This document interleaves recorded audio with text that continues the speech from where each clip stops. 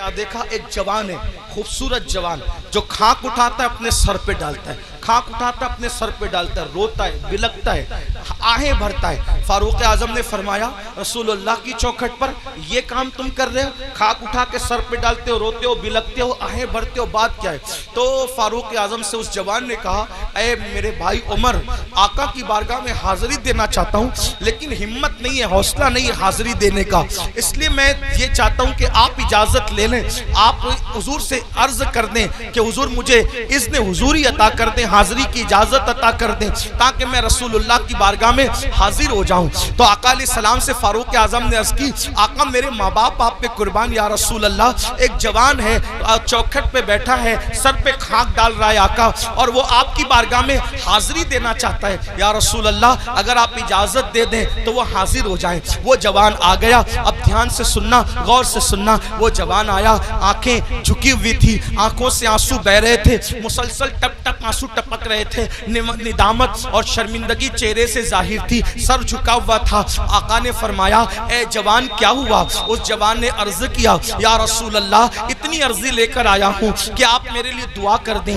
کہ اللہ میری مغفرت کر دے، اللہ مجھے معاف کر دے، اللہ میری بخشش فرما دے۔ آقا نے فرمایا کیا ہوا؟ عرض کی آقا مجھ سے بہت بڑا جرم ہو گیا ہے، مجھ سے بہت بڑا گناہ ہو گیا ہے، میں بہت بڑا پاپی ہوں آقا میرے لیے دعا فرما دے۔ میرے کریم آقا نے فرمایا کیا گناہ ہوا یہ تو بتاؤ۔ اس نے عرض کی آقا شرم آتی ہے بتاتے ہوئے، ایسا گناہ ہو گیا ہے اب اس کا ذکر کرتے ہوئے شرم آتی ہے، بہت بڑا گناہ ہے آقا۔ کریم آقا نے فرمایا کیا تیرا گناہ زمین کی وسعتوں سے بڑا ہے؟ عرض کی ہاں آقا میرا گناہ زمین کی وسعتوں سے بڑا ہے۔ پھر فرمایا کیا تیرا گناہ آسمانوں سے بھی بڑا؟ عرض کی ہاں آقا میرا گناہ آسمانوں سے بھی بڑا ہے۔ کیا تیرا گناہ سمندر کی جھانک سے بڑا ہے؟ ہاں آقا میرا گناہ سمندر کی جھانک سے بڑا ہے۔ میرے کریم آقا نے پھر اس کو ذہن دیا۔ اب آقا توجہ کریں، آقا کیسے کریم ہے۔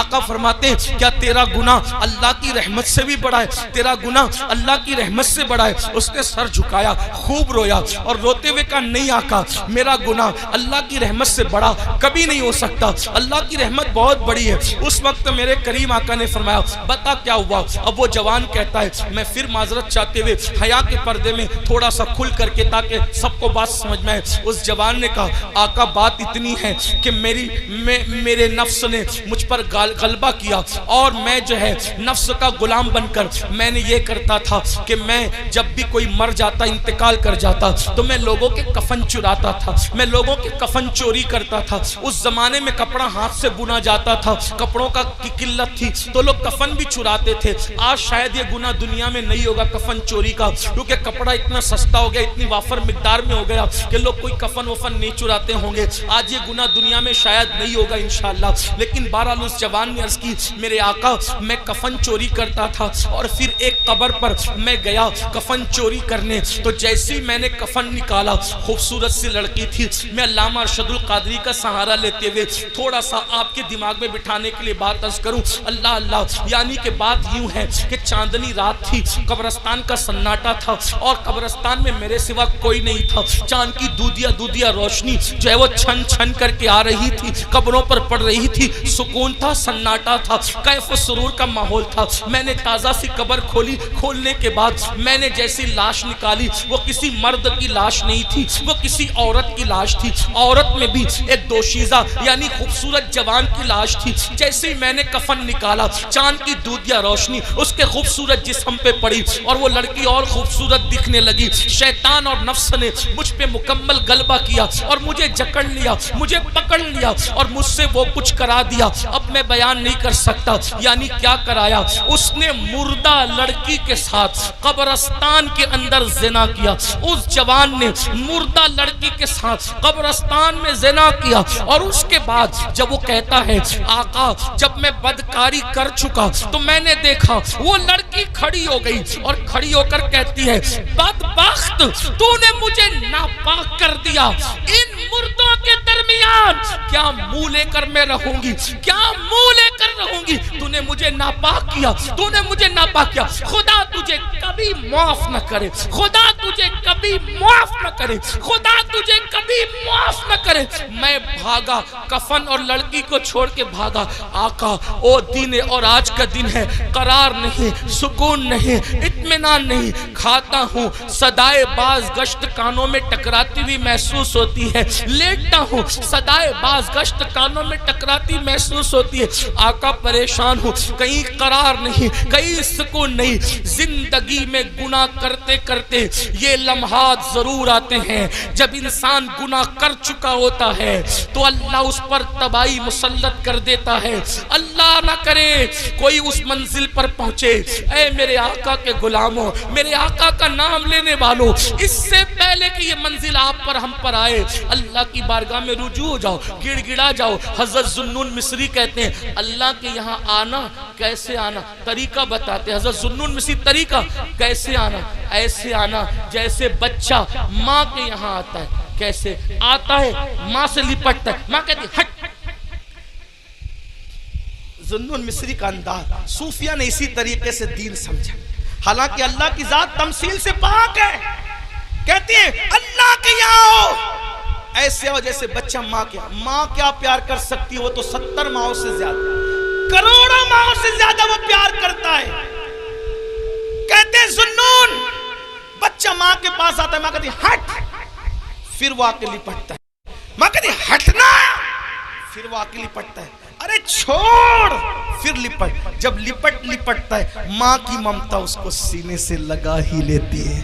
बिला तमसील अल्लाह के बंदो, माँ का प्यार कोई हैसियत नहीं रखता। मेरा अल्लाह इतना प्यार करता।